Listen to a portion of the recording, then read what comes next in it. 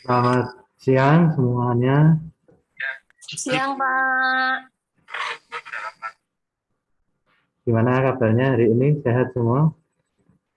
Alhamdulillah, sehat-sehat semua. Semoga Pak Setio sehat juga.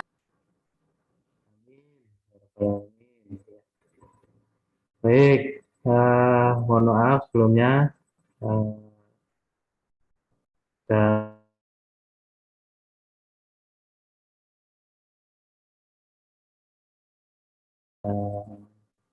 baru selesai jam ini sehingga eh, kita baru bisa mulai di pukul 11 kurang seperempat ya. Dan mudah-mudahan tidak menjadi masalah. Ya. Kemudian eh, untuk materi hari ini temanya adalah aplikasi website dan mobile ya atau smartphone ya dalam layanan kesehatan atau keperawatan. Ya, untuk mempersingkat waktu kita mulai saja. Saya screen dulu untuk materinya sudah.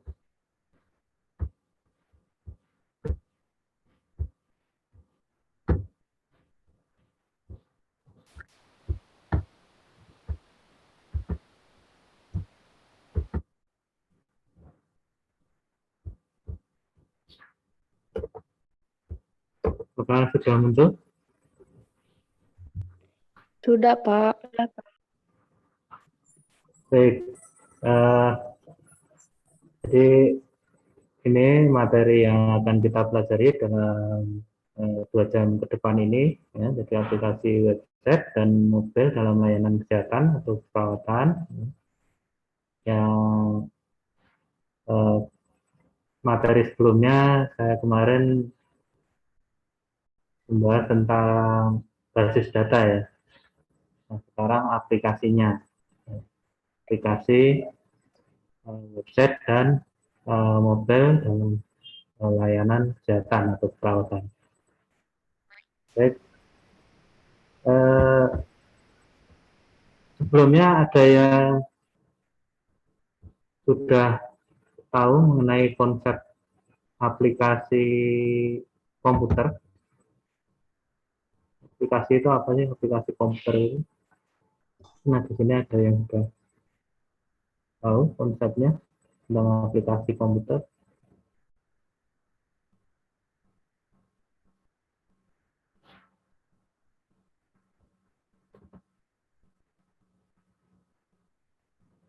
Silahkan, yang bisa menjawab.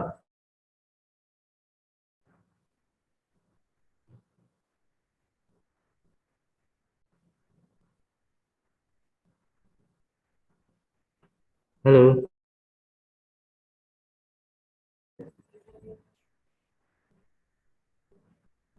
atau putus-putus? Halo Pak, Ya, Pak Asep, silahkan. Mungkin bisa menjawab.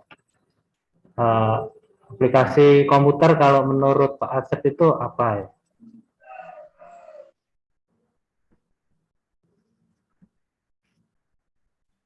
aplikasi komputer itu menurut saya sebuah apa ya? Sebuah fitur untuk bisa mempermudah pengguna untuk mengakses berbagai macam layanan.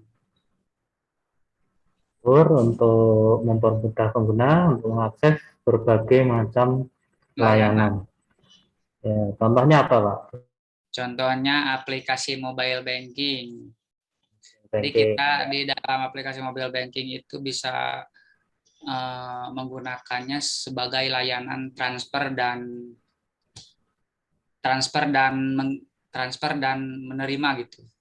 atau aplikasi kayak telemedicine untuk bisa memberikan akses kepada pengguna untuk mempermudah pelayanan medis seperti itu, Pak. Dan aplikasi-aplikasi lain sesuai dengan pelayanan dalam aplikasi tersebut, seperti aplikasi BPJS dan sebagainya, Pak. Wah, luar biasa ini Pak Asep ini. Ya. Yang lain ada yang mau menambahkan? Silakan.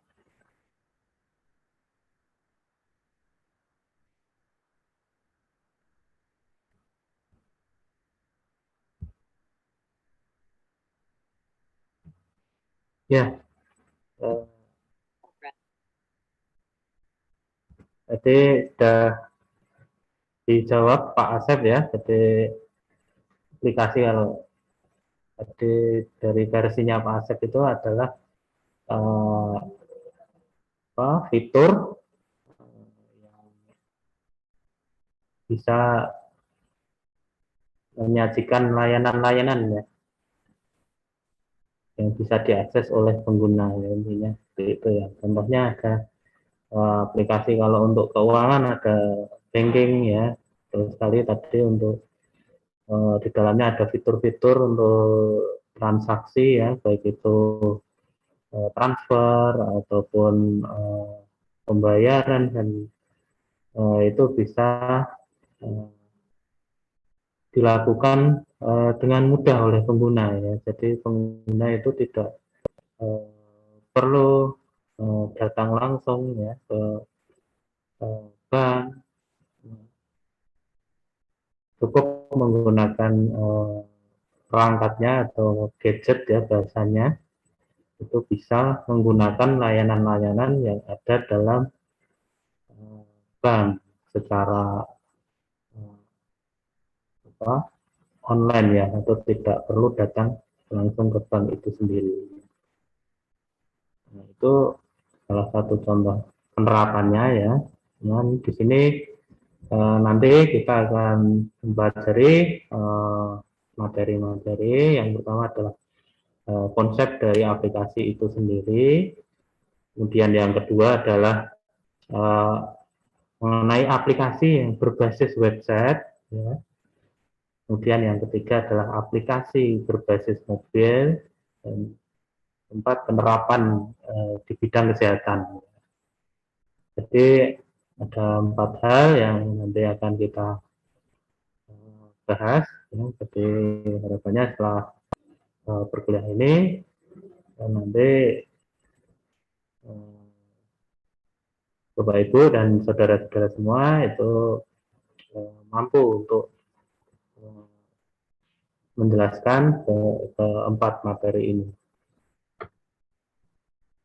Baik, yang pertama adalah ini ya, konsep dasar mengenai aplikasi perangkat lunak ya, atau aplikasi komputer. Ya, jadi untuk perangkat lunak sendiri itu dibagi menjadi 2. Yang pertama adalah perangkat lunak aplikasi. Nah, tadi perangkat lunak aplikasi ini bisa disebut sebuah program ya yang digunakan oleh pemakai untuk melakukan tugas-tugas yang spesifik ya, atau tadi fitur-fitur ya, yang disampaikan Pak Asep tadi, yaitu program-program itu bisa digunakan oleh pengguna atau pemakai ya untuk melakukan tugas-tugas yang spesifik yang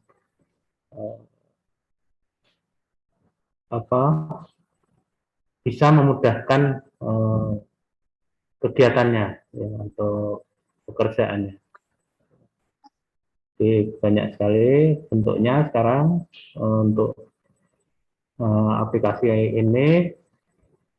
Bisa sebagai contoh adalah aplikasi pengolah kata ya, aplikasi pengolah kata atau kalau dulu untuk menggantikan tugas-tugas pengetikan ya. Jadi dulu kalau kita belum ada komputer, itu kita untuk menulis surat kita harus menggunakan mesin ketik ya, manual. Yaitu sekarang dengan adanya perangkat lunak aplikasi pengolah kata, kita jadi lebih mudah dalam melakukan pengolahan kata. Contoh-contoh membuat surat ya, atau membuat laporan, ya, itu lebih mudah. Jadi kita bisa menggandakan, kita bisa mengubah ya, kata-kata yang sudah kita tulis, kita bisa melakukan perubahan ya dengan mudah, dan kita bisa menggunakannya kembali dengan mudah pula. Recording in progress. Ya. Kemudian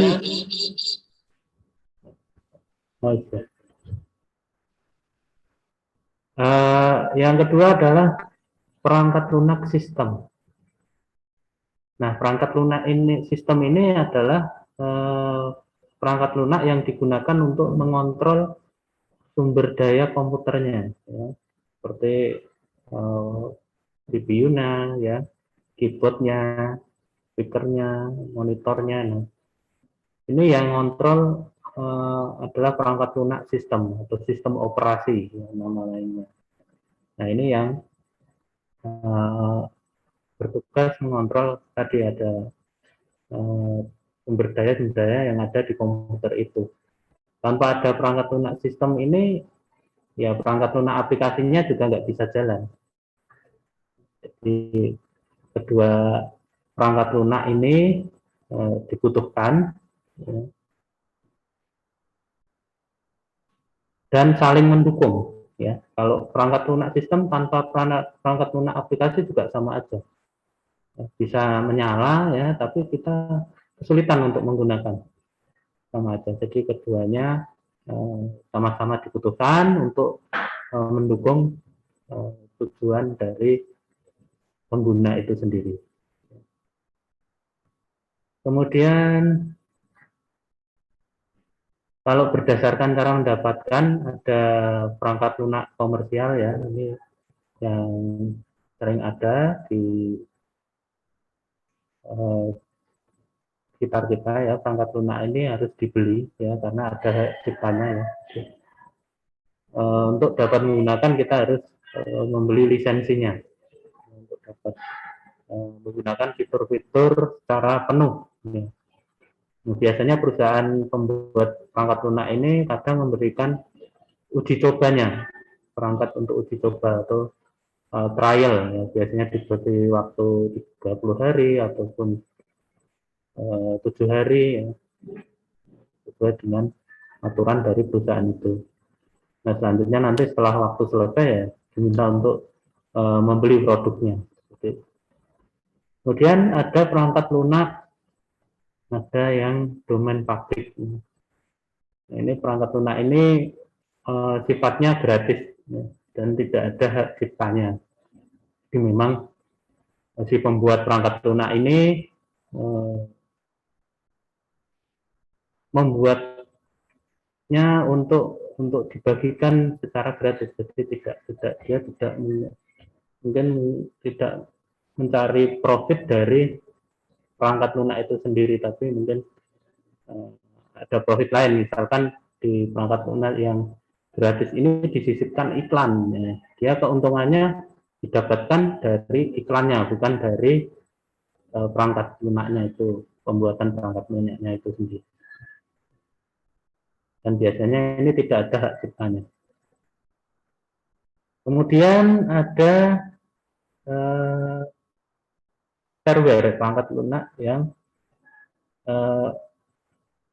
biasanya dibagikan untuk diuji ya. Jadi perangkat lunak ini memang dibagikan secara cuma-cuma dan dilakukan pengujian oleh pengguna nanti yang akan menguji. Nah, ini kalau yang shareware ini pengguna ini diharapkan setelah memakai dia diminta untuk memberikan pendapatnya setelah menggunakan ini seperti apa, dan kadang-kadang juga pembuatnya meminta untuk donasi ya. Jadi agar pengembangan ini bisa berlanjut, silahkan yang mau donasi. Nah, itu itu biasanya perangkat lunak server. Nah, ini biasanya ada hak ciptanya ya, tapi kadang bebas ya diberikan pada siapa saja karena memang tujuannya untuk menguji kemampuan dari perangkat lunak yang dibuat itu. Kemudian ada yang freeware ya. Freeware memang perangkat lunak ini benar-benar free ya, tanpa perlu membayar sama sekali. Dan dilengkapi dengan source code-nya atau sumber kode sumbernya ya, dapat digunakan oleh siapa saja dan bebas untuk dikembangkan. Jadi mau diotak-atik itu boleh. Gantung ini lisensinya ini di aturannya boleh nggak melakukan pengembangan, tergantung dari lisensinya itu sendiri. Atau mungkin lisensinya dengan mendaftar di perusahaan pembuatnya. Ya, jadi yang mau ngotak-atik silahkan, tapi silahkan mendaftarkan dulu siapa yang akan melakukan perubahan ini dan mungkin ada kerjasama untuk mengembangkan secara bersama itu seperti apa. Kemudian ada istilah untuk open source. Di open source ini untuk menghilangkan makna free ya atau free software, karena biasanya kalau memang gratis pure itu agak sulit untuk pengembangannya ya, karena memang tidak ada dukungan kecuali memang ada dukungan dana atau biaya dari pihak lain ya. Nah, jadi idenya ini jika setiap orang ini dapat berpartisipasi ya dalam mengembangkan perangkat lunak ya. Jadi perangkat lunak ini akan berevolusi menjadi semakin baik ya. Semakin baik berubah terus karena yang mengembangkan tidak hanya satu orang, tapi semua orang boleh untuk mengembangkan karena kodenya dibuka. Jadi nanti ketika ada perbaruan-perbaruan itu akan meningkatkan kemampuan dari perangkat lunak itu sendiri. Nah, biasanya di open source ini boleh membuat salunan dan mendistribusikannya. Kemudian boleh mengakses kode sumbernya ya untuk dimodifikasi. Kemudian boleh melakukan pengembangan terhadap program itu. Nah, ini contohnya untuk yang open source ini untuk sistem operasi adalah Linux ya. Jadi sistem operasi Linux ini sifatnya open source, jadi orang bisa mengembangkan sistem operasi yang telah dibuat oleh Linux ini, nah, dan boleh mengembangkan sendiri dengan nama masing-masing. Sehingga ada beberapa negara ya memang sudah punya turunan dari sistem operasi Linux ini.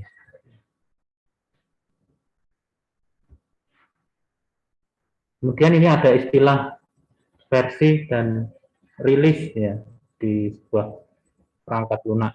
Jadi kalau versi ini menyatakan perubahan besar pada perangkat lunak ini. Jadi kalau kalian punya atau memiliki software atau perangkat lunak ya, nah di situ ada versi 2.0, 3.0, 4.0, berarti itu ada perubahan besar pada perangkat lunak ini. Sudah perubahan beberapa kali. Yang kedua atau ketiga 3.0 dan seterusnya. Atau ditandai dengan tahun, misalkan Windows 95, 97, 2000 dan seterusnya, sekarang sampai 10 dan seterusnya.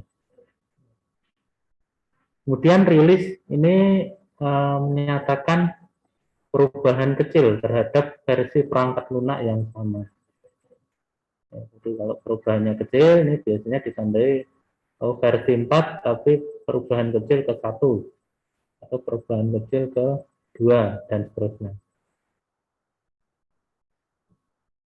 Itu bedanya versi dengan rilis. Kemudian ada istilah interface atau antarmuka pemakai. Nah, interface ini adalah bentuk interaksi ya antara pemakai dengan komputer. Jadi kita kalau akan menggunakan perangkat lunak, tentunya kita butuh antarmuka atau interface ya. Kalau tidak, yang terjadi ya kita kesulitan. Jadi dulu waktu awal-awal komputer dikembangkan itu untuk menggunakan aplikasi kita harus berbasis teks. Kita harus menuliskan perintah-perintah tertentu untuk menggunakan program atau perangkat lunak. Nah, dengan perkembangan teknologi saat ini, ya, dulu yang awalnya ini dengan teks yang menggunakan prompt shell atau command prompt ya, atau tampilan perintah ya, yang diisikan untuk agar komputer ini mau melaksanakan tugasnya. Nah, sekarang sudah diganti dengan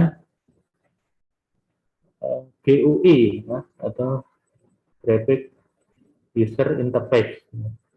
Jadi ada tampilannya dan ada penggerak mouse-nya. Jadi untuk memilih kita bisa menggunakan mouse ataupun kalau sekarang sudah dengan teknologi layar sentuh ya atau touchscreen, kita bisa mengaksesnya dengan mudah, tinggal mencet atau mengarahkan anak panah ke aplikasi yang akan kita gunakan. Nah, kemudian perintah dikemas dalam bentuk menu serta ikon. Jadi menu dan ikon itu sebenarnya isinya sama ya, kode program juga ya. Tapi kalau kita untuk mengakses menu harus menuliskan kode program kan kita kesulitan ya, tidak efektif ya. Waktunya terlalu lama nanti. Dengan adanya teknologi GUI ini ya, jadi kita dengan mudah bisa melakukan klik, double klik ya, atau drag ya, atau menggeser atau drop untuk meletakkan menggunakan mouse ataupun layar sentuh. Ya. Baik, sampai sini untuk konsep aplikasi ada pertanyaan? Monggo.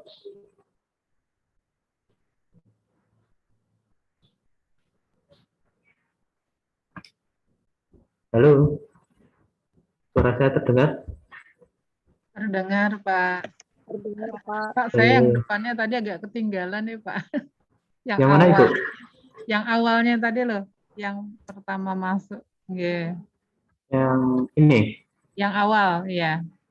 Ya, ini jadi untuk pengelompokan perangkat lunak ini.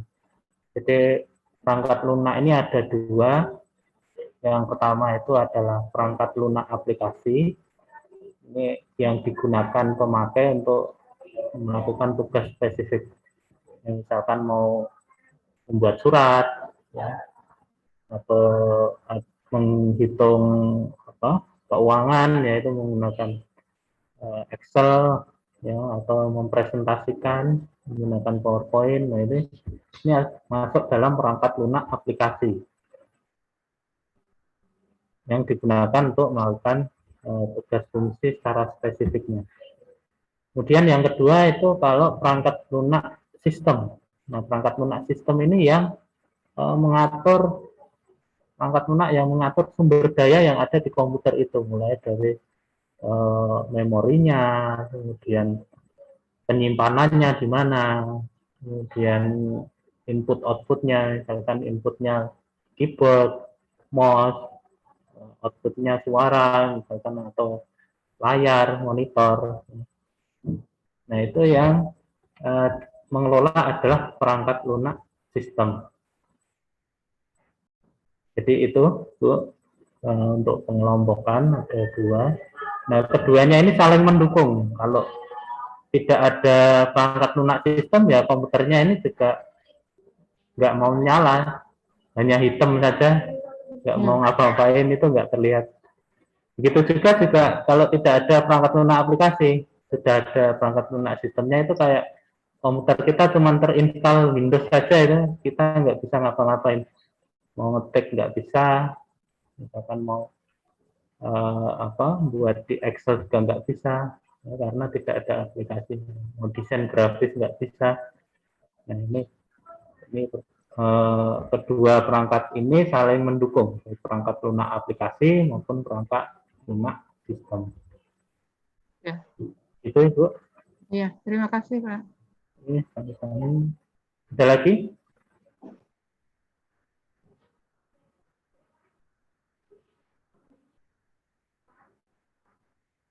Tidak ada? Baik. Saya lanjutkan ke aplikasi yang berbasis web ya, atau website ya. Nah, ada yang tahu web itu apa sih?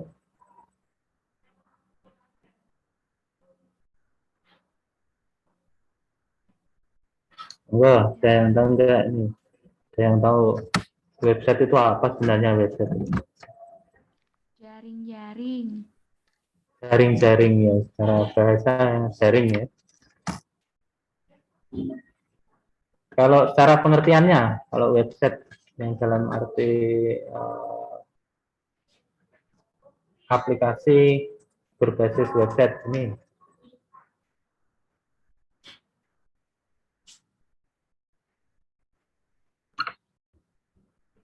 kan bisa jawab.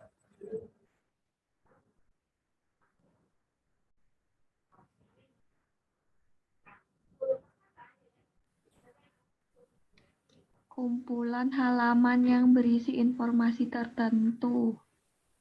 Kumpulan halaman yang berisi informasi tertentu. Ya, bisa. Kumpulan halaman yang berisi informasi tertentu. Kemudian kumpulan itu seperti apa?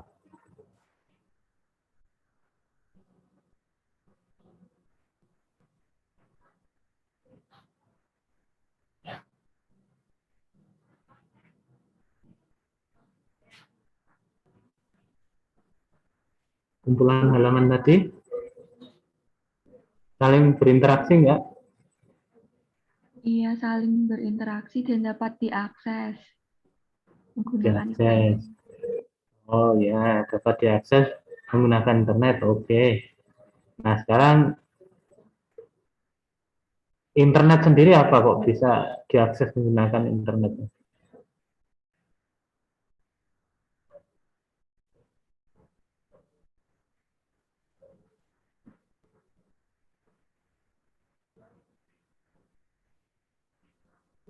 internet itu jaringan juga. Ya, jaringan yang apa? Jaringan komunikasi yang global. Global ya. Kalau lokal namanya apa?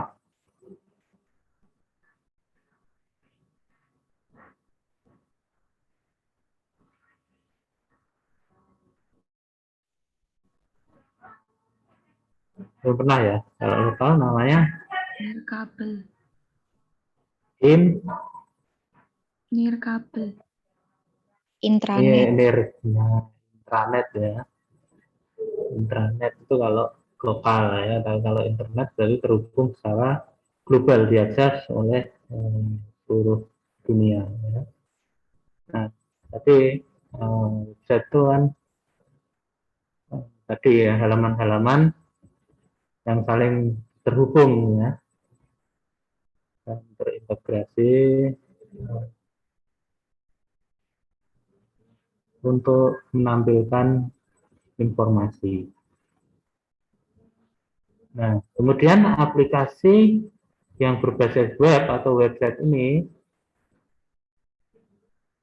dibuat dengan memanfaatkan mekanisme dan aplikasi yang sudah ada pada sistem web, ya, atau namanya www, yang kepanjangannya ada yang tahu nggak, masih ingat nggak www ini panjangannya? World Wide Web. World Wide Web, ya, www, ya. Jadi biasanya kalau dulu itu untuk menuliskan alamat website tertentu kita harus menuliskan dulu www dulu, terus alamatnya tentu apa nanti komersial atau internet, ya, net, atau negara tertentu, ID US, ya, dan seterusnya. Kemudian aplikasi yang berbasis website ini atau web itu aplikasi yang dapat langsung dijalankan pada browser, ya, dengan bantuan koneksi dari internet. Jadi kita sudah familiar ya browser, ya Bapak Ibu, ya, dan saudara-saudara semua. Jadi browser itu contohnya adalah kalau di komputer Bapak Ibu ada Mozilla, ada Chrome, ya, betul sekali. Firefox. Dan apalagi Firefox, Safari, ya, dan lain-lain. Banyak sekali produk dari browser sekarang ini yang mengembangkan, ya. Kemudian aplikasi yang berbasis web ini tidak terbatas pada sistem operasi yang digunakan. Jadi mau diakses dari komputer yang pakai tadi sistem operasinya Windows, bisa pakai yang sistem operasinya Linux, bisa pakai yang sistem operasinya Apple, ya, Mac, ya, itu bisa. Kemudian dari sistem operasi apapun bisa, yang penting di situ bisa diinstal aplikasi browser, ya. Di browser ini yang akan nanti bisa membuka halaman dari web tersebut, sehingga tidak perlu menginstal di aplikasi yang berbasis web ini. Kita tidak perlu menginstal di komputer kita masing-masing. Maksudnya aplikasinya yang tidak perlu kita install, tapi kalau browsernya harus ada karena diaksesnya melalui browser, ya. Kemudian aplikasi web ini tidak terbatas pada sistem operasi tadi dah, ya. Kemudian pengguna yang mengakses data dengan menggunakan aplikasi web bisa langsung mendapat umpan balik dari server atau penyedia data. Kemudian jenis bahasa pemrograman yang digunakan tidak mempengaruhi hasil aplikasi yang dibuat. Jadi aplikasi yang berbasis web ini bisa dikembangkan menggunakan berbagai macam bahasa pemrograman. Ini beda dengan aplikasi desktop. Kalau pengembangannya misalkan menggunakan bahasa pemrograman C++, mungkin kalau ada yang pernah tahu, itu berarti harus terus kalau ada pengembangan lagi, ya harusnya menggunakan bahasa pemrograman itu. Kalau tidak, nanti akan terjadi perubahan dalam penggunaan aplikasi itu terkait dengan kompatibilitasnya, ya. Jadi kompatibel nggak dengan sistem operasi yang akan dijalankan. Kemudian web ini ada yang sifatnya adalah statis. Web statis ini websitenya ini tidak dimaksudkan untuk diupdate, ya. Jadi hanya tampilan tetap, ya. Di situ tidak bisa atau tidak ditujukan untuk diupdate secara berkala. Dan biasanya diperbaiki secara manual langsung, ya, ke dalam aplikasinya menggunakan software editor. Nah, ini pengertian dari web statis. Jadi ada beberapa web yang hanya tampilannya ya gitu-gitu aja, tidak ada tampilan atau data ataupun informasi yang bisa berubah secara otomatis di sini atau diupdate secara berkala di situ. Nah, biasanya yang digunakan menggunakan penyunting teks, ya, bisa pakai Notepad, teks edit, ya, untuk merubah halaman HTML. Nah, ini bahasa apa? Kalau halaman web statis itu biasanya hanya cukup pakai HTML ini, karena tidak membutuhkan updating ke basis data ataupun ke aplikasi lain.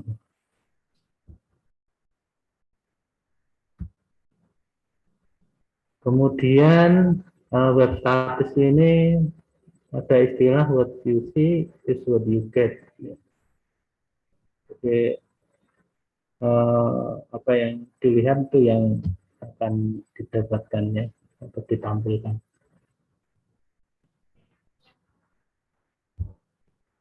Nah, ini bisa dibuat dengan Microsoft Fontpack atau Dreamweaver, ya. Terus sekarang ini banyak sekali aplikasi-aplikasi untuk membuat tampilan web statis ini. Atau menggunakan editor yang sudah ada template-nya. Ini ada Weaver, iWeb, dan lain-lain. Nah, selanjutnya ada web dinamis. Untuk web dinamis ini adalah website yang berkala informasi yang ada di dalamnya, bisa berubah-ubah, ya. Contohnya ya, banyak sekali. Kalau sekarang ini web cenderung banyaknya dinamis, ya, apalagi yang membutuhkan interaksi dengan penggunanya, ya. Tapi website ini dinamis. Contohnya ada website institusi, ya, website perusahaan, website rumah sakit yang di dalamnya ada informasi-informasi yang terus berubah, ya. Dan untuk interaksi ini biasanya menggunakan form, ya, dan mouse atau touchscreen, ya. Sehingga ketika web server ini menerima permintaan dari pengguna, misalkan dari klik, ya, atau dari mengisi form, maka server akan memberikan halaman tertentu, ya, kan secara otomatis diambil dari media penyimpanan atau database ini kemarin. Jadi database akan diambil, kemudian akan diresponkan ke pengguna, ya, sesuai dengan permintaan yang dilakukan.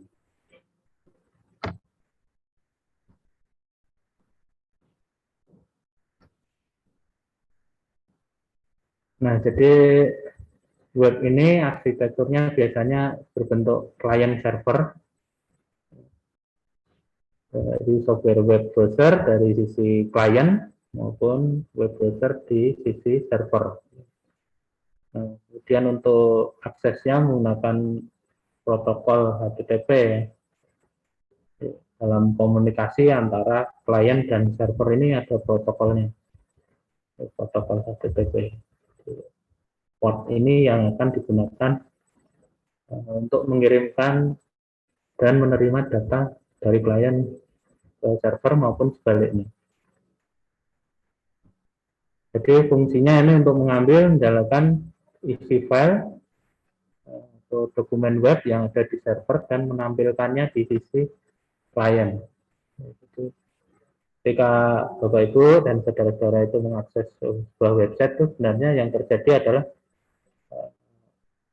kalian mengirimkan permintaan ke server. Saya butuh form ini misalkan, klik. Jadi nanti server akan merespon dan memunculkan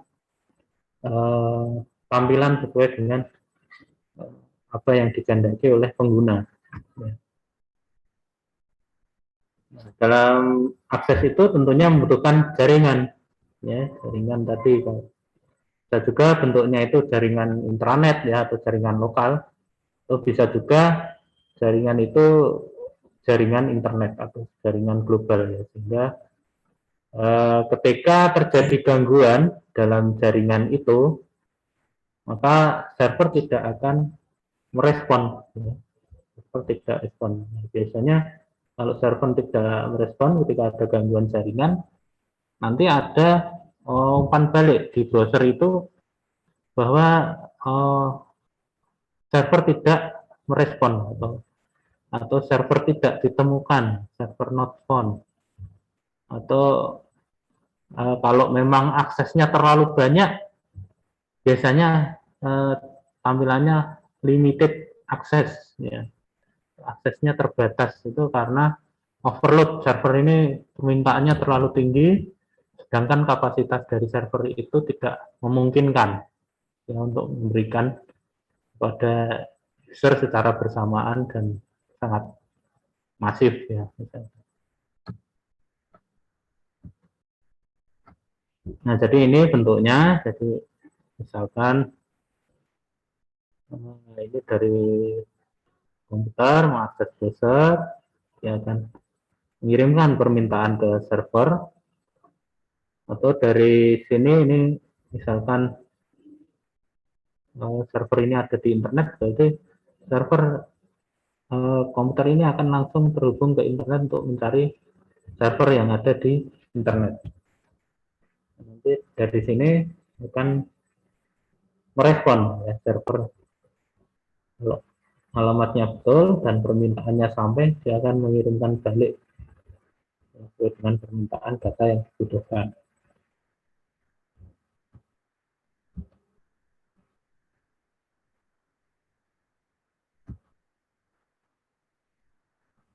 Nah, ini beberapa kelebihan dari aplikasi client server. Jadi kalau aplikasinya ini bentuknya client dan server seperti tadi, ini bebannya didistribusikan ke beberapa mesin, sehingga biasanya lebih ringan ya, lebih tidak begitu membebani. Kemudian klien atau pengguna ini mengakses fungsional server bisa dari jarak yang jauh. Jadi, tidak ada batasan, ya, harus dekat atau dalam satu komputer itu sendiri ya.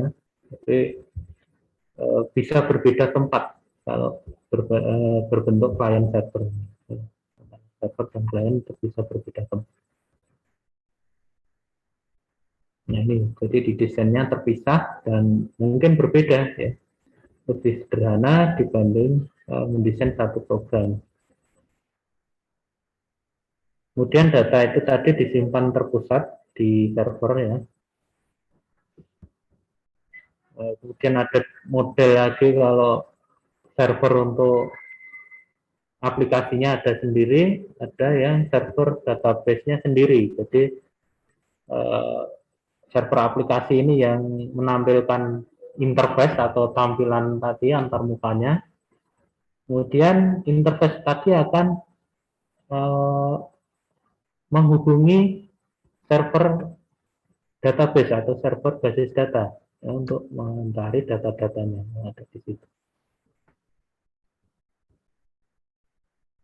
Kemudian data dapat disimpan secara terdistribusi banyak klien.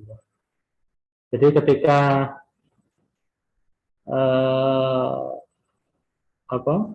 ada perubahan perangkat lunak atau aplikasi ya, itu tidak perlu menghapus dan menginstal ulang satu persatu di setiap klien. Jadi cukup perbaikan dilakukan di server, nanti dari sisi klien juga akan berubah. Itu salah satu keuntungan model klien server ya. Dan server dapat diakses secara simultan oleh banyak klien ya.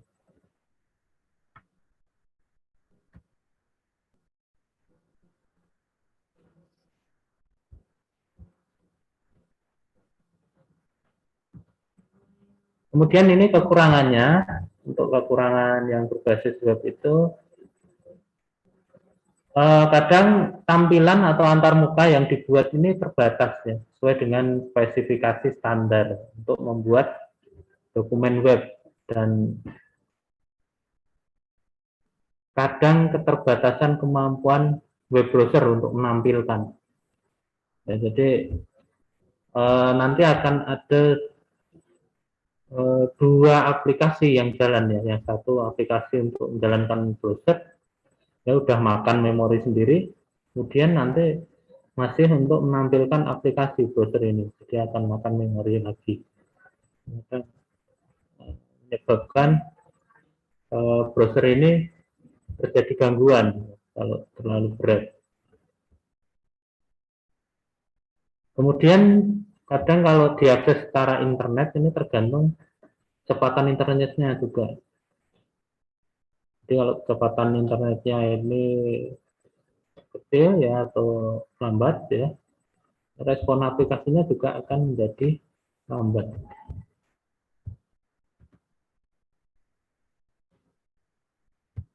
Nah, ini web client, web browser ya, tadi contohnya banyak sekali. Kemudian kalau web server ini yang berfungsi sebagai jembatan ya, agar dokumen web ini tersimpan pada server dan dapat diakses oleh klien. Kemudian perangkat lunak untuk web server ini ada banyak ini. Yang pertama ada Apache, ada produknya Microsoft, ada IIS atau Internet Information System ya, produknya Windows ya. Kemudian ada Tomcat ya.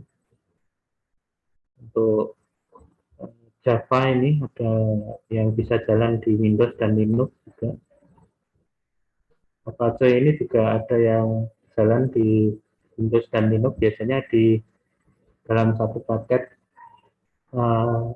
aplikasi paket SAM MPP.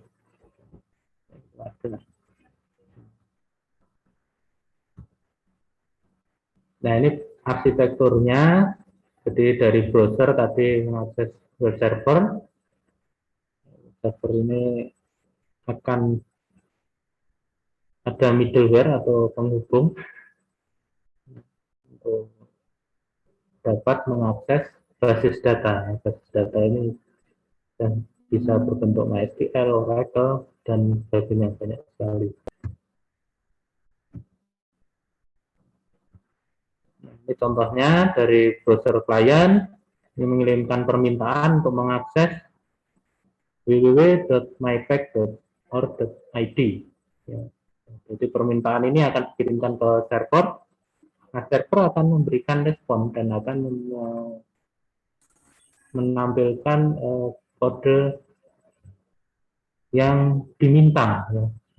Misalkan ini kode HTML, ya nanti responnya adalah misalkan indeks, ya, jadi tampilan utama HTML. Nanti akan muncul tampilan utamanya.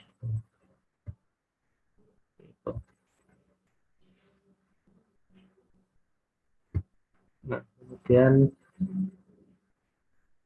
sekarang ini juga selain HTML tadi, kalau HTML ini untuk tampilan yang hanya statis saja, di sini juga ada bahasa pemrograman PHP. dengan bahasa pemrograman PHP ini tampilan web tadi bisa lebih dinamis. Ya, di dalam PHP ini dia bisa memanggil data yang ada di basis data. Jadi tampilannya akan lebih dinamis.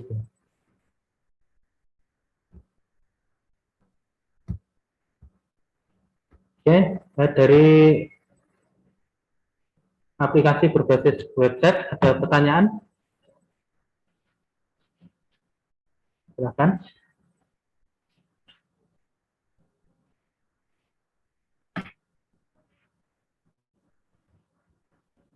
Bisa dipahami Bapak Ibu dan saudara-saudara semua?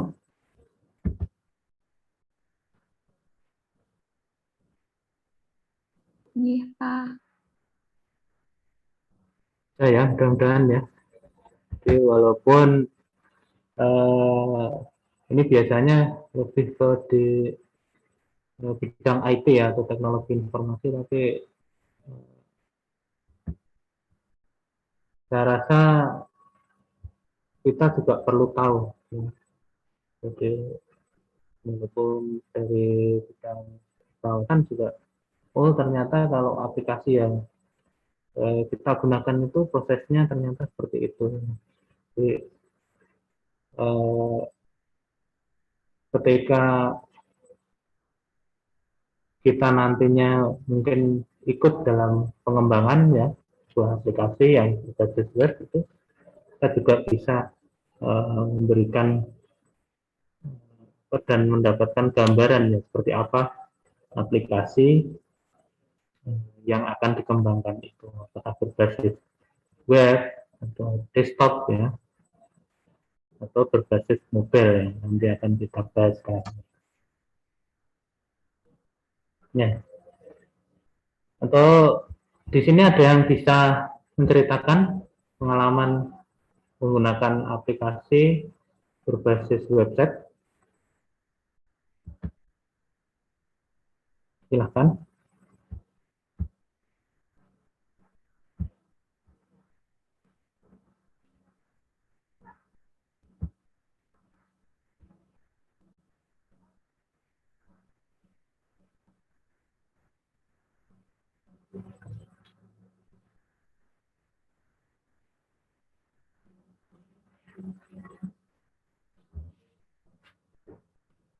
Kalau yang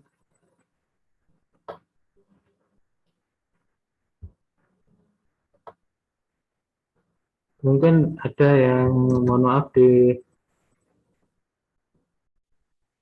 daerah yang mungkin jaringan internet masih belum stabil, ada enggak ya?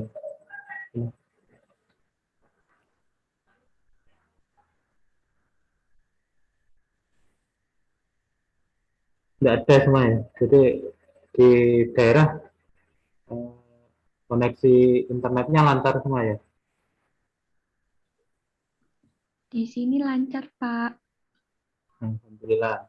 Mungkin ada yang dari daerah yang Di Ada, saya Pak Pak. belum stabil. stabil ya. Dari Kerobogan Mega, Pak, gak lancar. Enggak lancar. Tasikmalaya belum lancar Pak, daerah saya. Tasik belum ya Pak. Daerah mana Pak Tasiknya? Jawa Barat Pak. Iya, Tasiknya. Oh, nah di tempat kerjanya di apa Pak? Fresh graduate Pak, belum kerja. Oh, fresh graduate. Ya. Mungkin pernah punya pengalaman waktu D4 atau praktek? Pernah sih kemarin Pak jadi relawan di Karyadi Pak. Oh, di Karyati ya. Kalau di Karyati kan nggak masalah kayaknya ya untuk jaringan ya. Sudah Di stabil ya. Salatiga, Pak, susah sinyal. Di Salatiga ya? Mana Salatiganya? Di Rumah Sakit Salatiga. Rumah sakit Salatiga ya? Iya. Oh, padahal saya dari Salatiga juga nih. Merasa harus Tetangga Pak merasa Setia malu. ya. Susah ya sinyalnya ya di sana ya? Kemudian mengganggu nggak untuk penggunaan aplikasi yang ada di rumah sakit sana?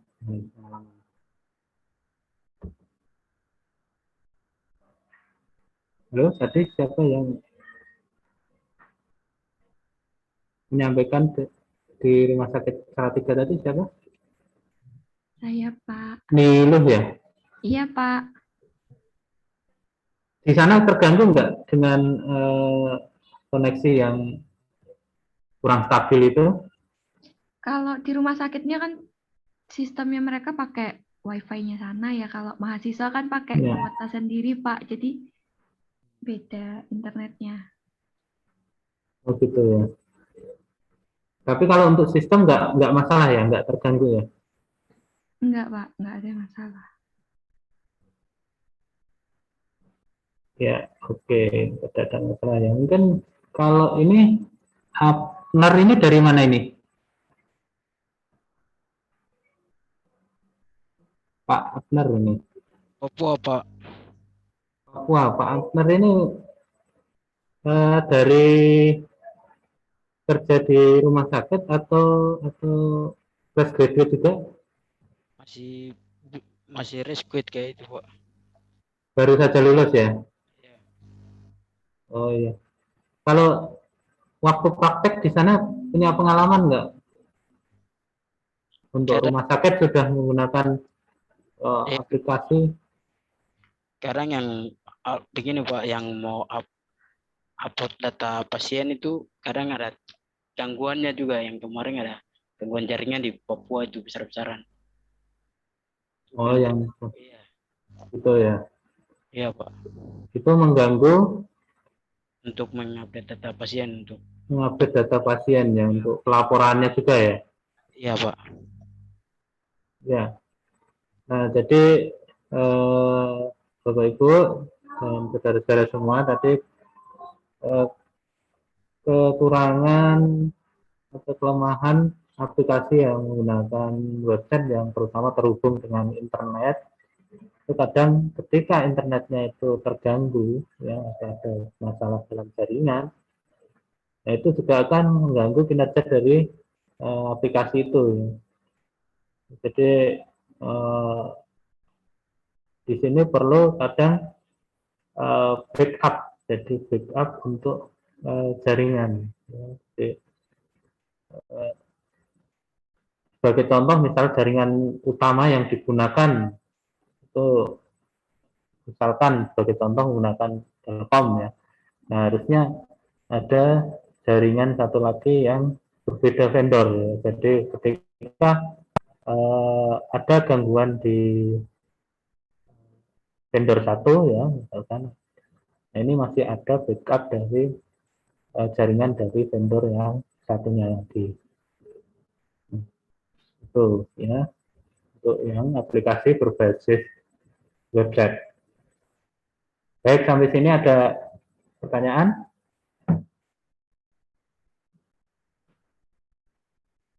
Tidak ada? Kalau tidak ada, saya lanjutkan ke aplikasi berbasis smartphone ya, atau mobile ya. Nah, jadi saat ini kita sudah sering mendengar kata-kata revolusi industri ya, keempat ya, atau 4.0. Nah, jadi setiap revolusi ini, mulai dari revolusi ke-1 sampai ke-4 ini ada perubahan. Jadi dulu yang awalnya belum ada mesin, ya, kemudian ditemukan mesin, sehingga industri-industri, perusahaan-perusahaan itu sudah mulai menggunakan teknologi mesin.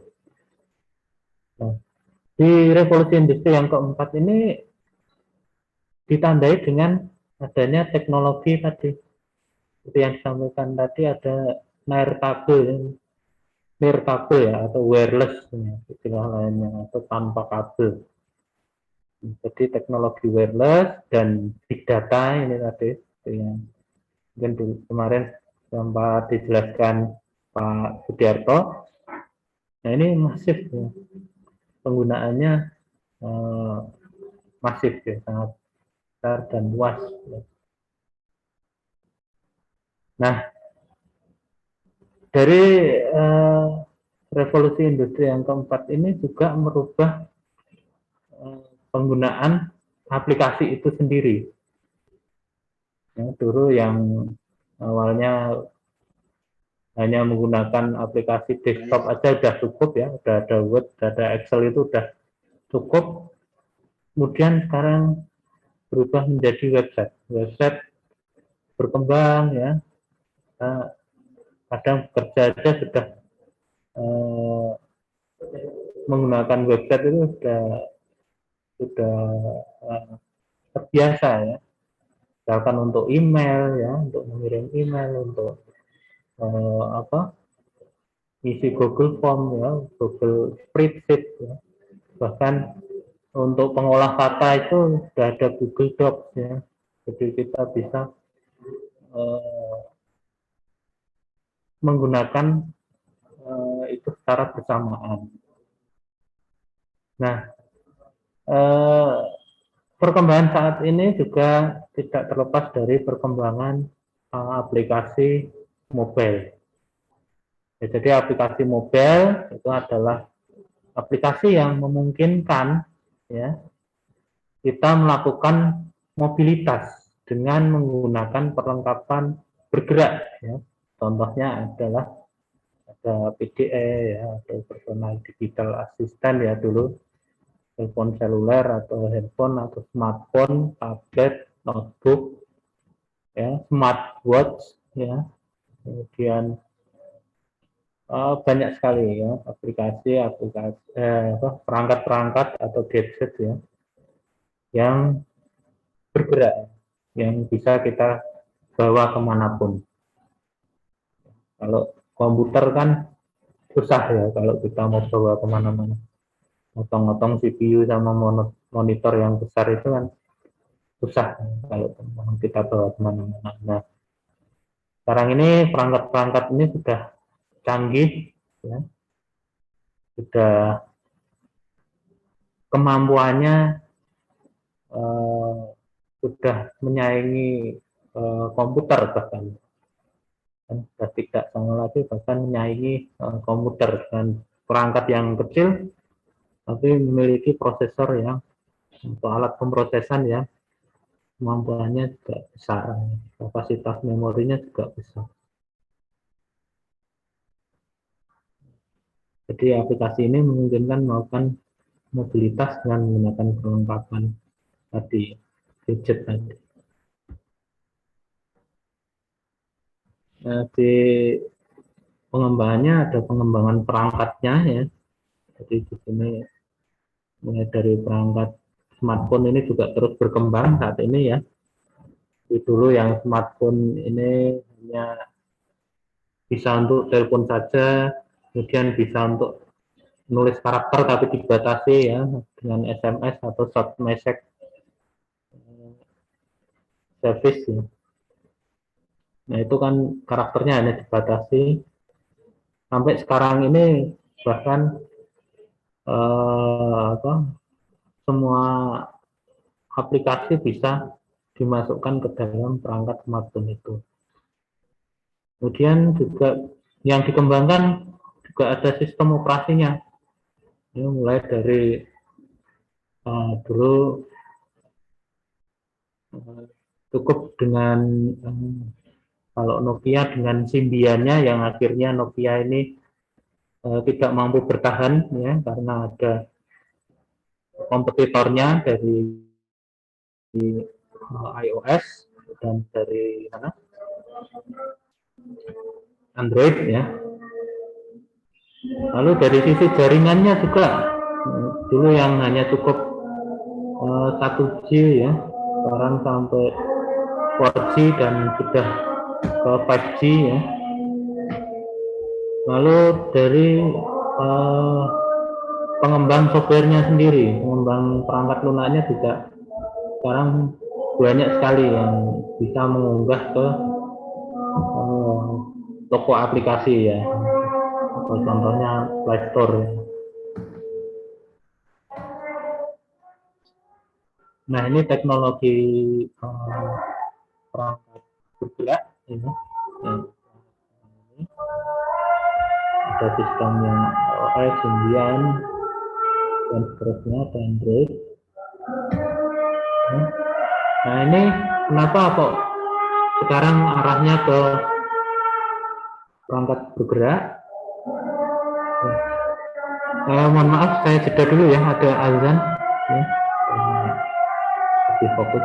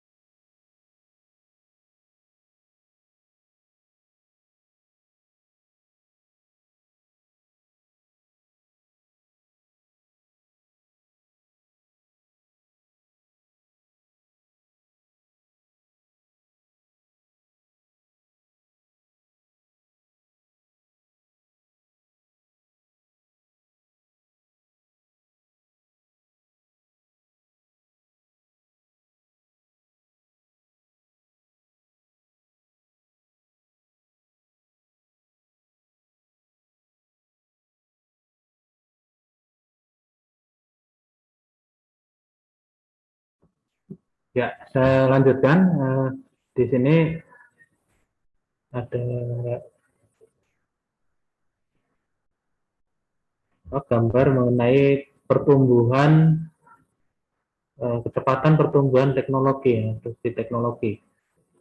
Ya, jadi yang paling tinggi sekarang ini adalah internet. Jadi, hampir semua orang sekarang ini membutuhkan internet. Bahkan di daerah-daerah yang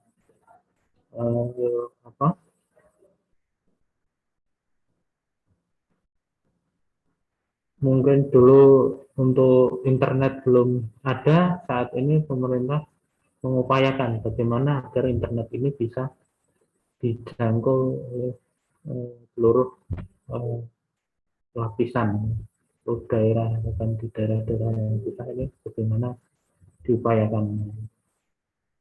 Jadi karena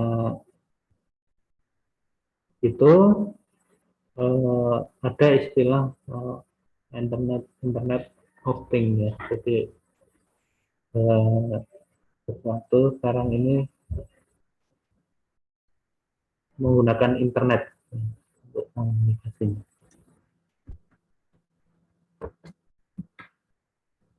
Kemudian juga ini data mengenai penggunaan sosial media.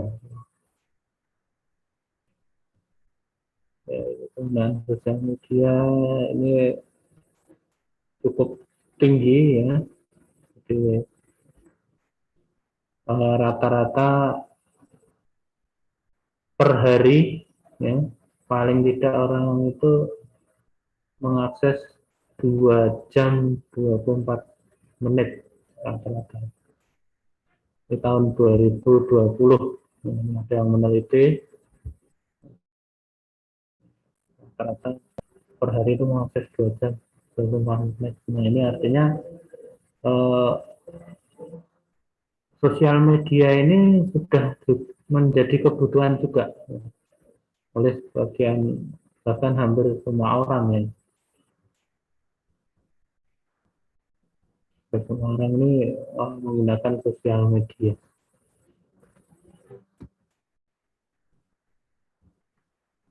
Nah, kemudian ini untuk waktu menggunakan medianya, menggunakan internet ini rata-rata 6 jam 43 menit. Dulu yang orang ini lebih suka menggunakan game ya kalau mengisi waktu luangnya. Nah, sekarang ini lebih ke internet. Nah, internet ini mungkin game yang dulu gamenya itu game konsol ya, yang game yang tanpa akses internet sekarang beralih ke sini menggunakan internet. Jadi, kuota internet ini sudah menjadi kebutuhan sekarang ini, jadi tidak hanya sebagai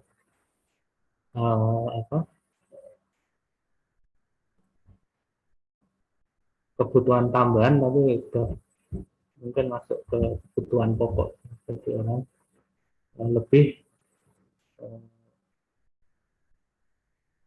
membutuhkan internet saat ini. Dan kalau internet kuotanya habis itu udah bingung mungkin.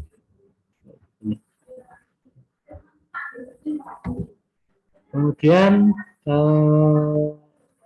era baru ya, industri digital ini, nah ini juga ada ancamannya menghilangkan ada 1 sampai 1,5 miliar pekerjaan, banyak pekerjaan yang hilang di era ini.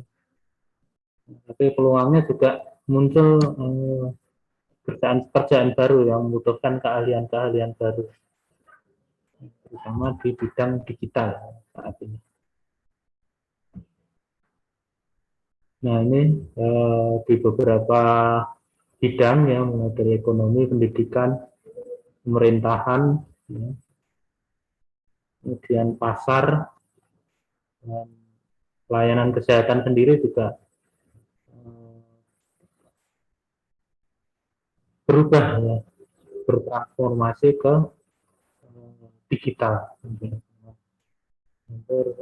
bertransformasi ke digital di setiap bidang. Nah, ini contoh yang ada di pelayanan kesehatan. Jadi dulu yang aplikasi ini masih mungkin berdiri sendiri-sendiri, ya, saat ini sudah mulai menuju ke integrasi. Jadi antara data yang ada di kependudukan, ya, kemudian data yang ada di BPJS, ada di Kemenkes, ada di puskesmas ya, atau rumah sakit, itu saling terintegrasi.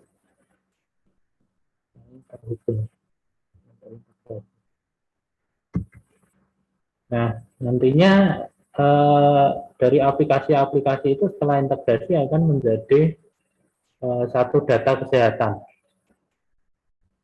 Data kesehatan, jadi data-data ini masuk menjadi satu ya, dan efeknya apa? Bisa digunakan untuk memperbaiki kualitas ya, melakukan analisis dan menyajikannya ya. Ditambah dengan adanya teknologi big data yang saat ini. Jadi teknologi big data jadi bisa mengambil data-data yang besar ya, dan mengelolanya untuk dilakukan kajian atau analisis ya.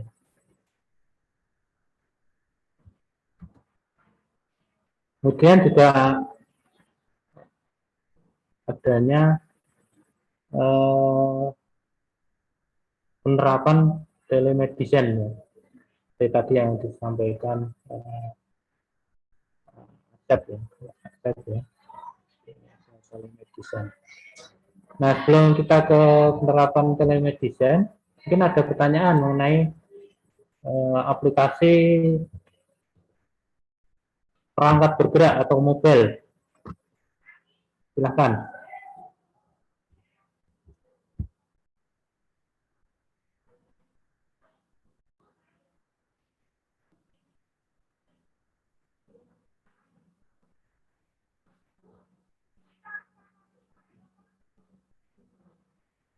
Tidak ada?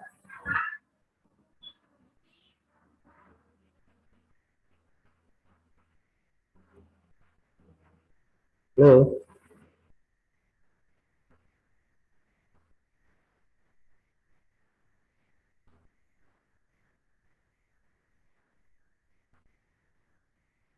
Belum ke penerapan? Tidak ada, Pak. Tidak ada? Oke. Tapi bisa dipahami ya di perangkat bergerak tadi. Bisa, Pak.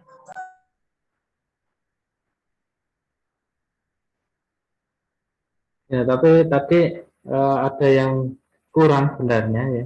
Jadi kelebihan dan kekurangannya itu belum saya tambahkan ya di materi itu, ternyata belum saya update. Eh, Kira-kira kalau menurut kalian apa ini kelebihan dan kekurangan dari perangkat bergerak, aplikasi perangkat bergerak atau perangkat mobil atau smartphone?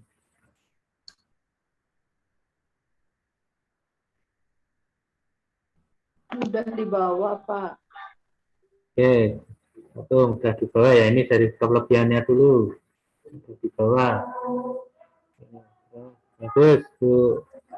Terima kasih. Ada lagi yang lain? Silakan.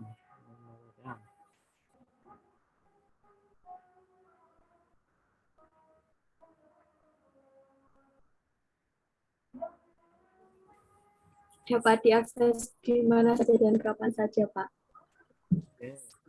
Dapat diakses di mana saja dan kapan saja. Bagus, Fatma ya. Ada lagi? Bisa langsung terhubung dengan gadgetnya masing-masing, Pak. Bisa langsung terhubung dengan gadget masing-masing. Terhubung seperti apa ini maksudnya?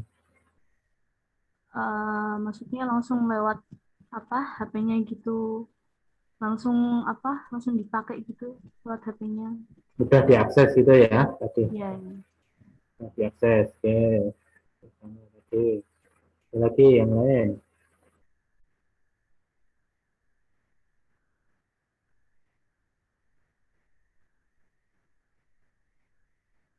Ya, buat toh atau ada yang lain?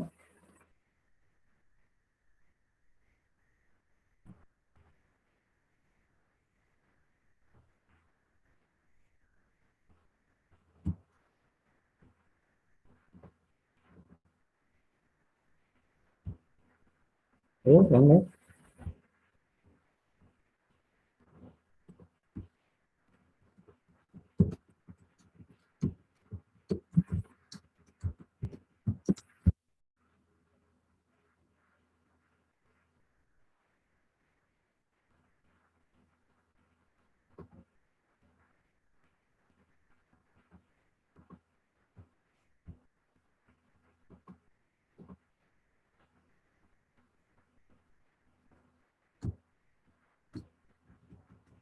Halo.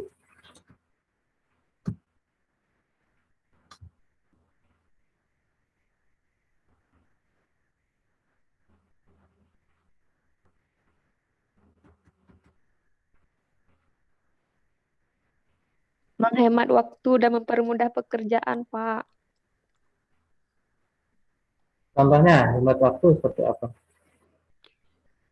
Seperti yang aplikasi Bapak bilang tadi, yang misalnya di perbankan yang m-banking tuh, Pak. Dan kalau misalkan di kesehatan, telemedicine yang bisa kita konsul ke dokternya, misal sekarang kalau kayak halo dokter gitu, jadi kita bisa konsul lewat itu dulu, di misal untuk pertamanya gitu Pak, tanpa harus langsung ke pusat pelayanan kesehatannya gitu Pak.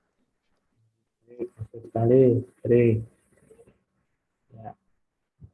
Kemudian ada lagi.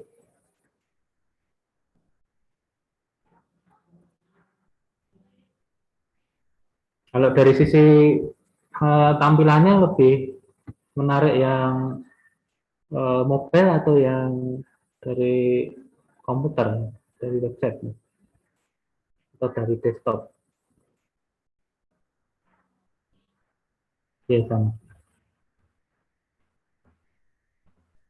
Lebih lengkap yang komputer sepertinya, Pak. Lebih lengkap ya. Kalau menariknya, tampilannya,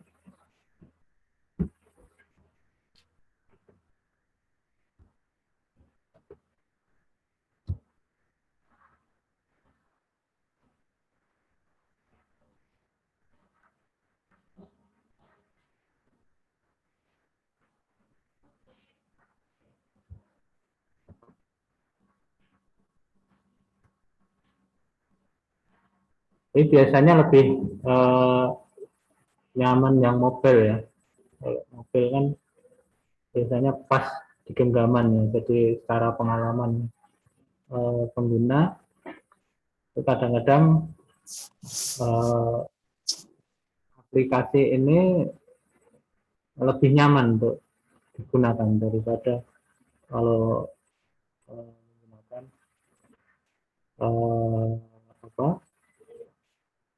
komputer misalnya berbasis desktop atau website ya. Tapi juga tergantung pengembangnya ya. Kalau pengembangnya memang dari sisi desainnya bagus ya, tampilannya juga bagus pula.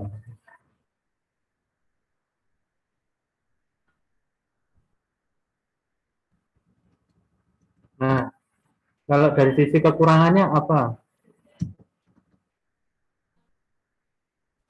Boros baterai.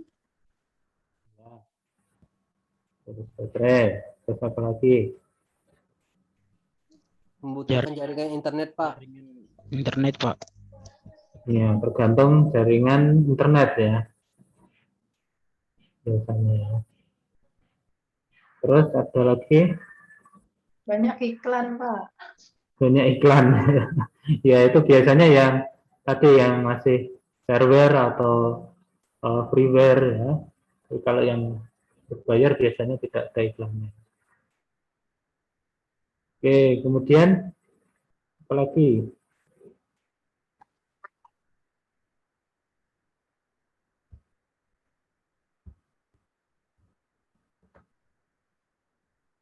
Kalau dari sisi kompatibilitas,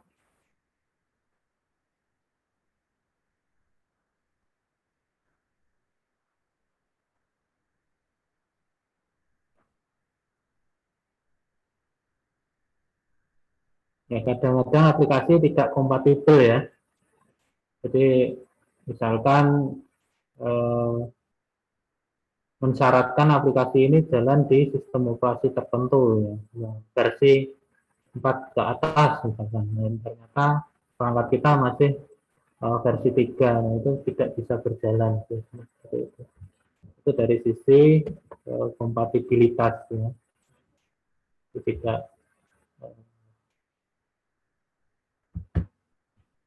sering kalau ada pengembangan dari sisi perangkat lunak juga membutuhkan pengembangan dari sisi perangkat kerasnya juga. Kadang-kadang seperti itu. Baik, ada pertanyaan? Tidak ada ya? Tidak ada, saya lanjutkan ke penerapan telemedicine. Ya, jadi saat ini ada produk dari telemedicine itu contohnya adalah eHealth ya, yaitu adalah penerapan teknologi informasi dan komunikasi di bidang kesehatan untuk meningkatkan efisiensi, akses, dan akuntabilitas ya, terhadap pelayanan kesehatan menuju kualitas hidup yang lebih baik bagi masyarakat dan lingkungan kerja yang lebih produktif bagi tenaga kerja di bidang kesehatan. Nah, ini HEAD ini mencakup penggunaan data digital ya di sektor kesehatan, kemudian mengirimkannya, menyimpan dan memperoleh secara elektronik ya, untuk tujuan klinis, pendidikan, data administrasi, ya, baik itu lokal maupun dari tempat yang jauh.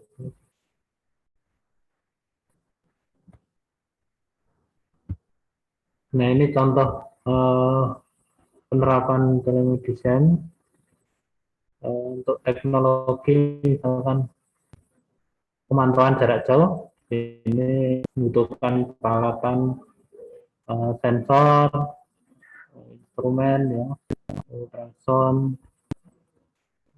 Aplikasinya bisa berbentuk misalkan telehome care. Kemudian untuk diagnostik, ini saya butuh stetoskop, elektrokardiograf, ya, MRI, CT scan, ya, dan perangkat lunak analisa citra medis ya, untuk konsultasi. Kemudian untuk video conference, jadi kan membutuhkan konsultasi dari jarak jauh, jadi tidak perlu, kalau untuk konsultasi tidak perlu datang secara langsung ya, atau ketemu langsung ya, bisa menggunakan video conference untuk koordinasi. Kemudian untuk pencitraan digital juga ada dalam bentuk kamera, ya, kamera video dan lain-lain. Kemudian kalau dari sisi teknologi informasi ada sistem penyimpanan di server ini ada backup, jadi ketika ada server satu rusak, dia ada cadangan untuk backup dari server utama. Kemudian ada sistem manajemen basis datanya, ada sistem informasi geografis untuk lokasi. Contohnya adalah aplikasinya dalam bentuk rekam medis elektronik, ya, dengan sistem informasi pasien, informasi rumah sakit. Nah, untuk rekam medis elektronik ini bisa lebih memudahkan untuk para tugas yang ada di rekam medis ya, untuk melakukan coding, ya. Jadi diagnosa yang dulunya ditulis manual, kalau dengan adanya sistem informasi sudah langsung ditulis dalam sebuah aplikasi, sehingga ke tahap selanjutnya untuk coding dari diagnosa itu lebih mudah untuk dilakukan dan lebih cepat, ya, karena tidak perlu waktu untuk membaca diagnosa yang telah ditulis oleh seorang dokter. Kemudian simulasi dan pelatihan sekarang ini tidak harus datang langsung ke tempat diklat, ya, bisa dilakukan menggunakan e-learning, ya, yang ada kurikulumnya, dan atau konferensi yang bisa menggunakan Zoom seperti saat ini, ya. Ini salah satu contoh penerapan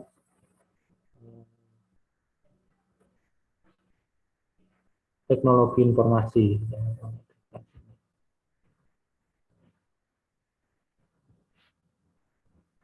Nah, kemudian di sini ada beberapa tipe, ya, perangkat lunak yang berbasis mobile, pengembangan yang berbasis mobile, diantaranya adalah mobile healthcare system atau telehome care. Jadi pemeriksaan dan perawatan ini bisa dilakukan menggunakan telepon genggam. Jadi kalau dulu mungkin kita ke bangsal atau ke ruangan itu menggunakan form, membawa form-form yang harus diisi untuk pemantauan ya atau asuhan keperawatan ya. Nah, ini, dengan adanya mobile healthcare system ini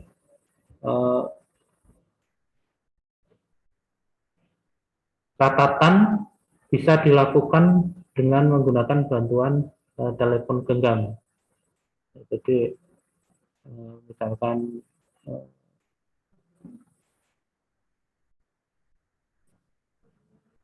ke ruangan atau ke bangsal itu berpindah-pindah itu cukup membawa satu telepon genggam saja, tidak perlu membawa beberapa form,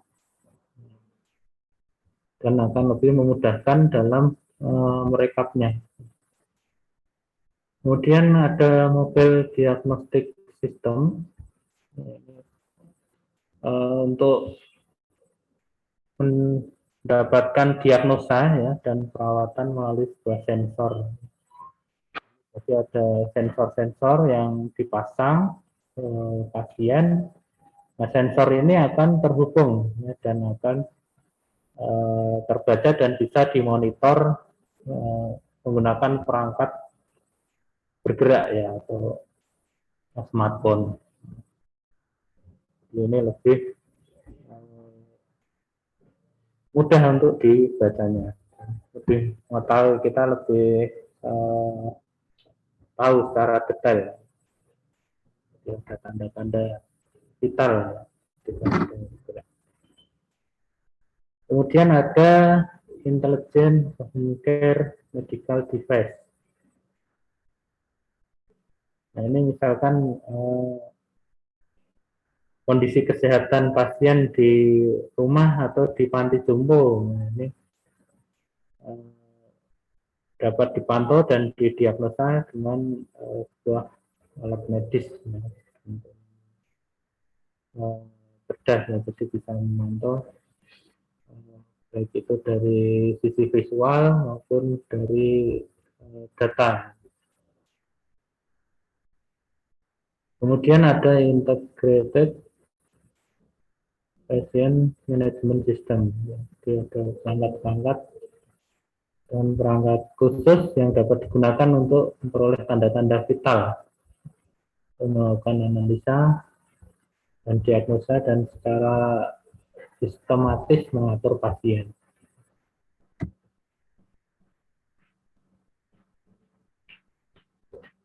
Kemudian untuk keahlian dan kompetensi EHEAD ini berhubungan dengan 4 bidang aplikasi EHEAD. Yang pertama adalah pencegahan dan kebijakan kesehatan publik. Nah, ini membutuhkan pengumpulan informasi kesehatan yang memungkinkan dilakukan data mining atau penggalian data ya, bagi perencanaan strategis layanan kesehatan. Ya, jadi ketika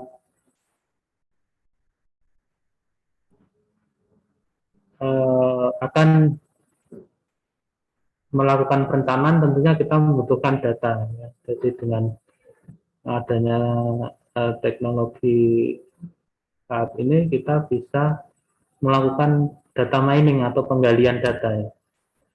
Jadi data-data yang ada kita gali dan kita bisa menemukan pengetahuan di dalamnya dari data yang digali itu. Kemudian layanan informasi untuk kesehatan ini mencakup aktivitas penyediaan informasi topik kesehatan pada pasien. Ini untuk yang preventif ya, kesehatan dan gaya hidup yang baik, ya. Kapan bantuan profesional dibutuhkan, dan di mana serta bagaimana mendapatkannya. Nah, ini perlu diinformasikan pada masyarakat. Kemudian manajemen pasien dan rekaman kesehatan pasien terintegrasi. Ini mencakup kegiatan seputar pertukaran informasi yang efisien dan aman. Kita saat ini ada isu kebocoran data ya, kebocoran data atau karena data-data ini yang tidak aman. Jadi memang salah satu kelemahan penggunaan teknologi saat ini adalah isunya adalah keamanan data ya. Jadi keamanan data ini perlu ditingkatkan. Nah di sini untuk keamanan data maka perlu manajemen dari data dan pasien dan rekaman kesehatan pasien ini yang terintegrasi.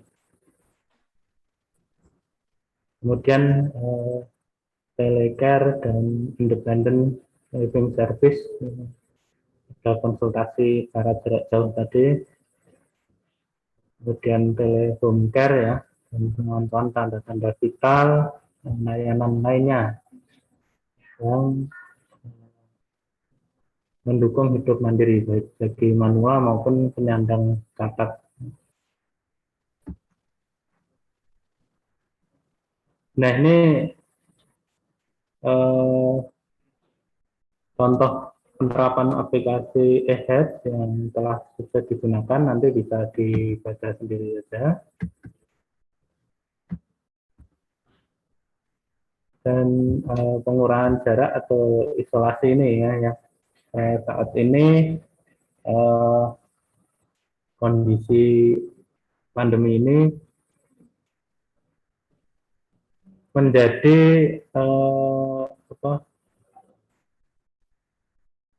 penerapan telemedicine ini jadi dipercepat. Ada beberapa aplikasi yang sekarang ini diperkuat ya, supaya akses untuk pelayanan kesehatan ini menjadi lebih mudah. Jadi tidak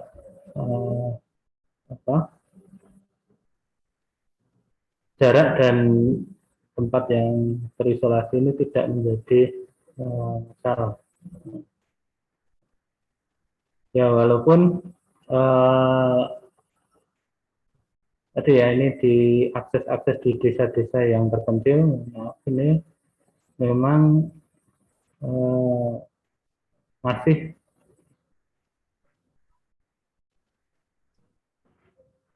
kekurangan akses baik itu ke rumah sakit maupun akses dari sisi telemedicine sendiri. Jadi kalau jaringan-jaringan di sana juga masih belum tersedia, kemudian bahkan mungkin jangankan perangkat sumber daya dari listrik sendiri, karena untuk penerapan teknologi komputer tentunya membutuhkan listrik ya, tapi kalau listrik sendiri belum ada tentunya akan menjadi kesulitan dan akan menjadikan teknologi itu sendiri mungkin tidak begitu bermanfaat, jadi fungsinya tidak berjalan dengan baik. Ya mungkin itu ya, jadi tadi mulai dari konsep dari aplikasi sendiri, aplikasi website ya, aplikasi yang berbasis website yang diakses melalui website ya, memiliki kekurangan dan kelebihan masing-masing, termasuk juga aplikasi yang berbasis perangkat bergerak atau mobile itu juga memiliki kekurangan dan kelebihan masing-masing. Jadi untuk kesimpulannya, jadi untuk aplikasi website maupun mobile itu saat ini memang perlu disesuaikan dengan kebutuhan yang ada dari pengguna, dari sisi pengguna. Kira-kira pengguna itu butuhnya yang seperti apa? Yang memang butuh yang mudah diakses dari mana saja, atau dari sisi keamanan. Kalau dari sisi keamanan tentu lebih aman untuk yang diakses secara lokal saja, ya, yang tidak terhubung dengan internet. Itu akan meminimalisir isu-isu yang ada dari sisi keamanan. Tapi kalau memang membutuhkan akses yang portable, ya, atau yang bisa diakses dari mana saja, tentunya perangkat mobile ini perlu dipertimbangkan lagi. Ya, baik, itu mungkin Bapak Ibu dan saudara-saudara semua, ya, semoga tidak bosan ya selama 2 jam ini kita mempelajari mengenai aplikasi, website, dan perangkat mobile. Kira-kira ada pertanyaan ya dari Bapak Ibu dan saudara-saudara semua? Misi Pak, saya ingin bertanya Pak. Silakan. Yang pertanyaan saya itu, bagaimana cara kita perawat melakukan pengkajian secara head-to-toe pada penerapan telemedicine kayak ini Pak? Penerapan secara apa? Mohon maaf, bisa diulangi? Kita sebagai perawat kan melakukan perawatan pengkajian secara head-to-toe pada pasien. Itu tuh. Itu tuh dari maksudnya dari ujung kaki sampai ujung rambut kayak itu Pak. Oh. Pada penerapan ini telemedicine Pak. Ya, ini ada pertanyaan dari Mas Abner, ya, Pak Abner, ya, dari Papua. Penerapan bagi perawat, tapi penerapan itu ya, konsep telemedicine ini ya. Ya, tadi seperti yang saya contohkan, jadi tadi untuk penerapan telemedicine kan ada misalkan untuk mengambil sensor-sensor vital, ya, seperti di pasien itu kan dipasangi sensor-sensor yang akan merekam data-data, misalkan denyut nadi, atau tekanan darah, atau sensor-sensor lain, misalkan sensor gerak, misalkan oh ini kalau geraknya berlebihan pasien ini, berarti harus ada notifikasi atau warning tertentu, misalkan seperti itu. Nah, itu salah satu penerapannya. Atau tadi di sisi lain, selain untuk jadi pencatatan, misalkan datang ke ruangan-ruangan atau ke bangsal yang dulunya membawa form, itu manual dan banyak sekali kadang tercecer ya, atau lupa, atau bahkan menulisnya itu tidak jelas. Nah, itu kalau menggunakan aplikasi kan kita bisa langsung terekam ya dengan cepat ya, dan tidak membutuhkan banyak kertas ya, hanya perlu satu perangkat yang di situ kita dengan mudah bisa melakukan pencatatan. Seperti itu dari sana. Atau ada yang mau menambahkan yang lain? Silakan.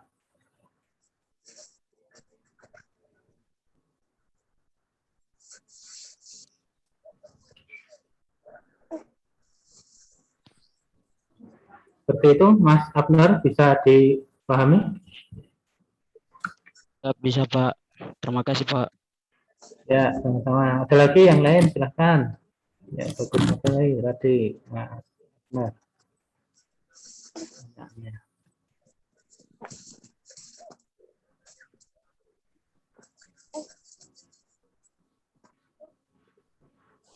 Iya, Pak. Ya, silahkan. Siapa ini? Saya, Pak. Ya, Bu Munasih, silahkan. Nah, ini Pak, kalau yang aplikasi, kalau biasanya alat itu kan ada kalibrasi Pak, beberapa periode itu ada kalibrasi. Nah, kalau aplikasi seperti itu kayak yang kata Bapak tadi dipasang sensor-sensor ke pasien yang di rumah atau gimana, itu gimana Pak keakuratannya? Apakah perlu kalibrasi juga atau semacamnya? Terima kasih. Ya, tentunya perlu ya, Bu. Tentunya perlu, karena alat itu kan juga tadi membutuhkan kalibrasi untuk memastikan kevalitannya ya dari hasil dari pengukurannya itu.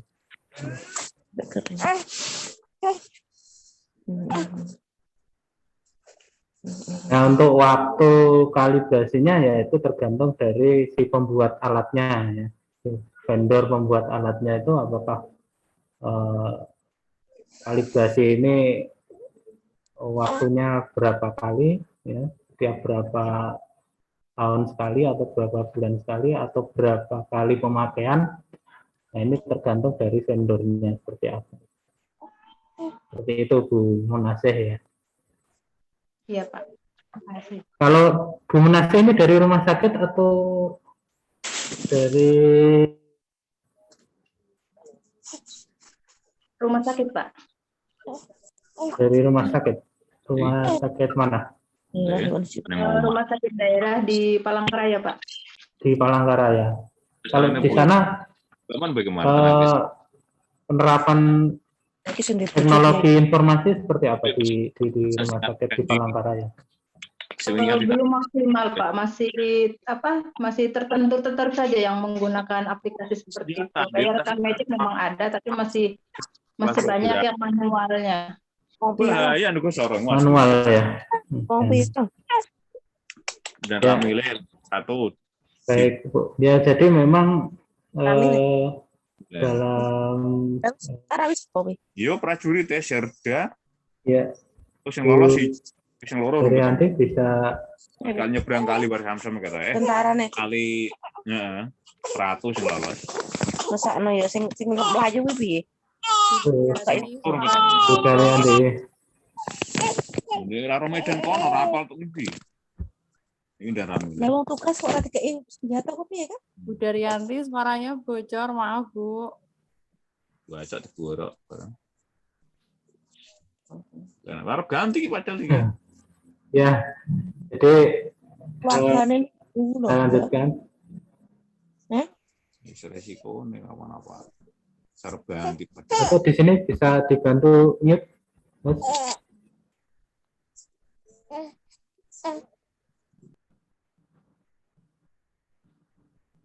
Ya, jadi tadi ya untuk penerapan sistem maupun aplikasi itu memang ada beberapa hal yang perlu dipertimbangkan. Yang pertama itu ya tentunya biaya ya. Jadi memang tidak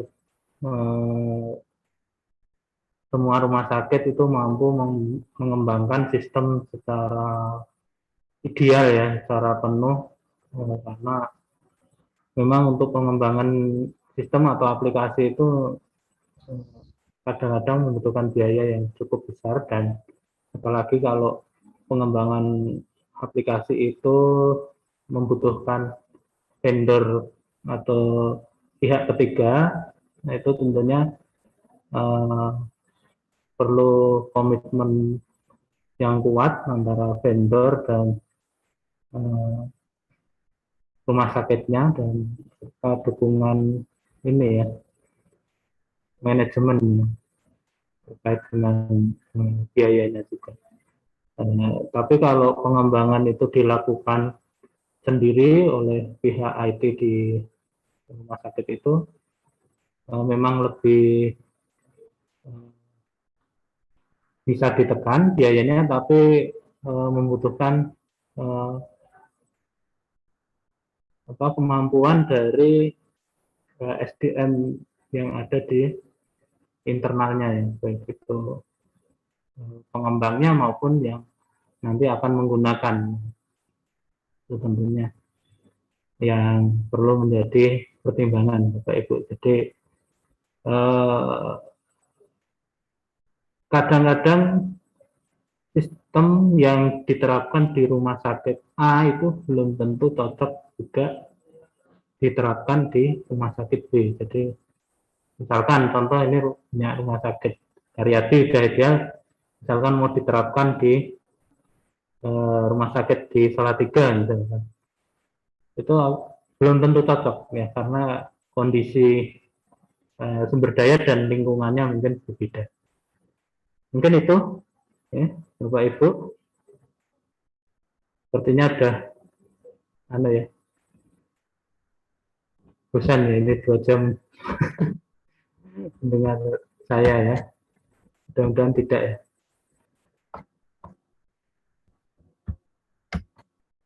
Ada lagi? Tidak ada ya? Karena ini waktunya juga sudah 12:30 juga. Sudah cukup molor lama. Ya baik, itu Bapak Ibu yang bisa saya sampaikan. Semoga yang kita pelajari hari ini dapat bermanfaat, dan maaf jika dalam penyampaian ada hal-hal yang kurang berkenan. Ya, sekian dari saya. Wassalamualaikum warahmatullahi wabarakatuh. Waalaikumsalam warahmatullahi wabarakatuh. Terima kasih, Pak. Terima kasih, Pak. Ini perlu screenshot nggak ya? Untuk dokumen? Atau Sudah, Pak. Tadi, Pak. Sudah ya? Sudah. Sudah ya. Baik. Mohon izin lah kalau gitu. Iya, Pak. Terima kasih. Baik, Pak. Sama-sama.